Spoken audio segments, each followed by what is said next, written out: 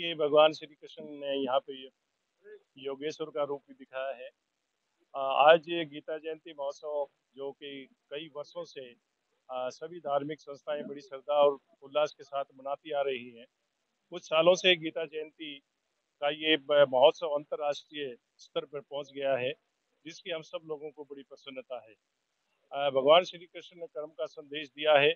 हम सब लोग धर्म के साथ बंध करके अच्छे कर्म करें और अच्छी देश के प्रति और धर्म के प्रति हमारी आस्था बने। ऐसे मेले हमें मेल मिलाप का तो ये संदेश देते ही देते हैं, लेकिन हमें अपनी संस्कृति के जानने के बारे में भी, संस्कृति का भी आभास होता है और आने वाली पीढ़ी भी इसका अनुसरण करती है कि हमारी संस्कृति इतनी महान है, जो सनातन धर्म सनातन काल से ऐसी की ऐसी चली आ रही है। इसलिए मैं इस जयंती के इस अवसर पर, जो आज हम सब लोग यहाँ आरती में भी सम्मिलित हुए हैं, मिसिज ओम बिरला जी भी, लोकसभा के अध्यक्ष मिसिज भी आई हुई है, तो सब लोगों की एक तमन्ना अब रहने लग गई कि हर साल गीता जयंती कुरुक्षेत्र में बनती है, तो क्यों न चल करके वहाँ भगवान श्री कृष्ण के स्वरूप का दर्शन करें। हमने ब्रह्म सरोवर की आरती की है। ब्रह्म सरोवर केवल जल नहीं है, ये भगवान योगेश्वर श्री कृष्ण का एक स्वरूप है। हम उस स्वरूप की आरती कर रहे हैं, जिस स्वरूप को अपने हृदय में हम समाये हुए हैं, और वो है भगवान श्री कृष्ण। ब्रह्म सरोवर की आरती एक विशेष आकर्षण लिए हुए है, क्योंकि यहाँ का जो भव्य स्वरूप है। आरती तो हरिद्वार में भी होती है, बड़ी भव्य होती है, बनारस में भी होती है, बड़ी भव्य होती है, लेकिन कुरुक्षेत्र की आरती का एक विशेष महत्व है, क्योंकि भगवान कृष्ण ने साक्षात यहाँ इस धरती पर आकर सभी का कल्याण किया था। संहार नहीं, कल्याण किया था, क्योंकि सबको मोक्ष की प्राप्ति हो गई थी। युद्ध में जितने भी मारे गए थे, सबको मोक्ष की प्राप्ति हो गई थी।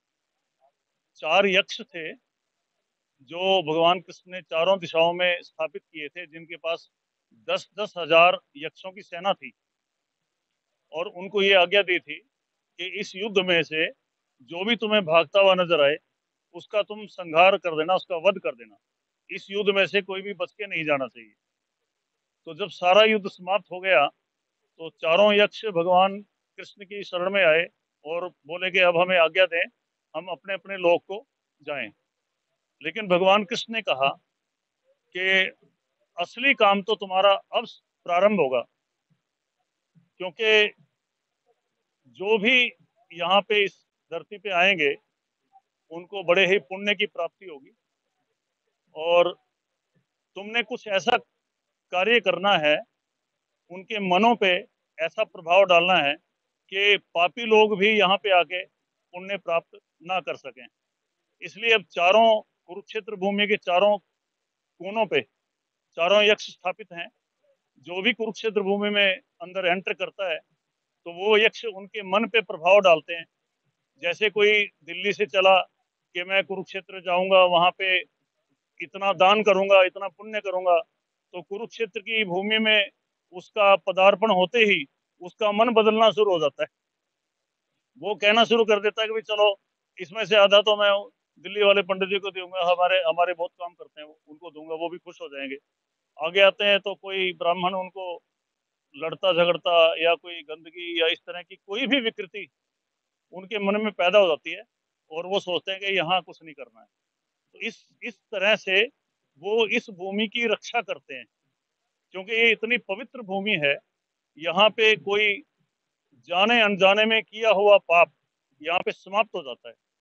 और आरती जो है, वो जो भगवान की साक्षात दर्शन करने के जैसा ही इसका प्रभाव है। आरती सुनने से, आरती करने से, आरती देखने से जितना पूजा पाठ से जितना प्रभाव होता है, उतना ही आरती को सुनने से प्रभाव